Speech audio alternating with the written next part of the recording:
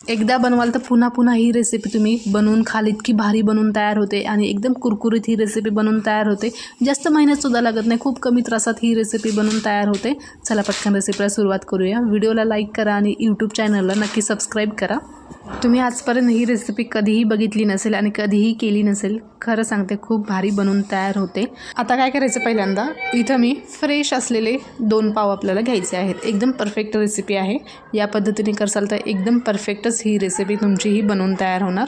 तर आता एका पावचे असे 2 भाग करायचे आहेत, जसं तुम्हाला व्हिडिओमध्ये दिसत आहे ना त्याच पद्धतीने करून घ्यायचे आहेत। आता हे दोन्ही पाव मी याचे एका पावचे 2 भाग करून घेतले आहेत। आता हे पाव आपल्याला साईडला ठेवून द्यायचे आहेत।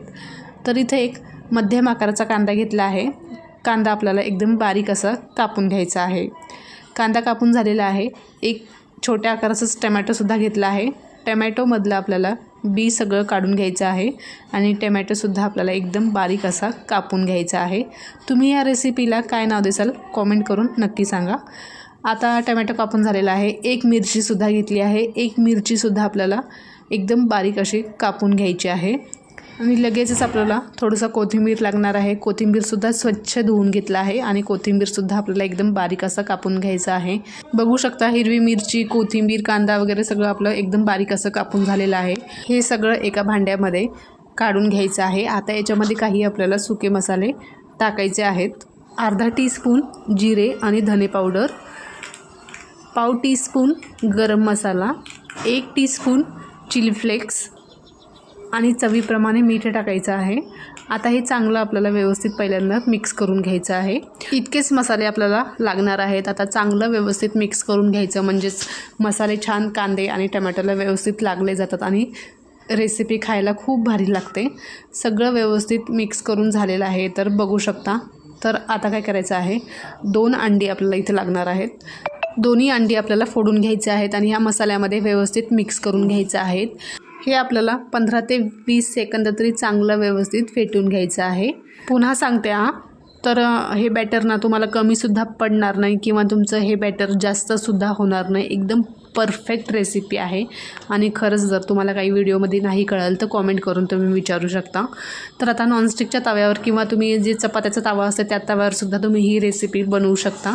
तर आता तव्यावर थोडंसं तेल टाकायचं आहे। जास्त तेलाची सुद्धा गरज नाही, खूप कमी तेलाचा वापर करूनसुद्धा तुम्ही ही रेसिपी बनवू शकता।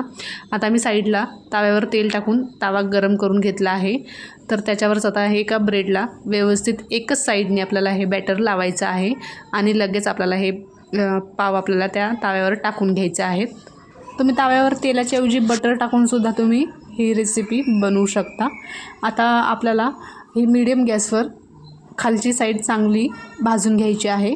ब्रेडला आपण अंड्याचे बॅटर लावलं ना, ती साईड आपल्याला एकदम चमचाने दाबून आपल्याला हे भाजून घ्यायचे आहेत ब्रेड, नाहीतर आतमध्ये ना अंड्याचं बॅटर कच्चं राहू शकते। आता अंड्याचं बॅटर आपल्याला व्यवस्थित शिजलेलं आहे, तर दुसरी साईड पलटून घ्यायची आहे आणि दुसरी साईड एकदम बारीक गॅसवर आपल्याला कुरकुरीत होईपर्यंत हे ब्रेड आपल्याला भाजून घ्यायचे आहेत। तर खालची एकदम साईड कुरकुरीत राहते आणि वरून थोडेसे सॉफ्ट राहतात आणि खरं सांगते खायला खरंच खूप भारी लागतात। तर आता मस्त दोन्ही साईड भाजून झालेले आहेत। तर आपल्याला हे चाळणीवरच काढायचे, नाही तर गरमागरम तुम्ही खायचे असतील तर गरमागरम खाऊ शकता। तर याला सॉसची किंवा टमॅटो केचपची सुद्धा गरज नाही, असेच खायचे खूप भारी लागतात।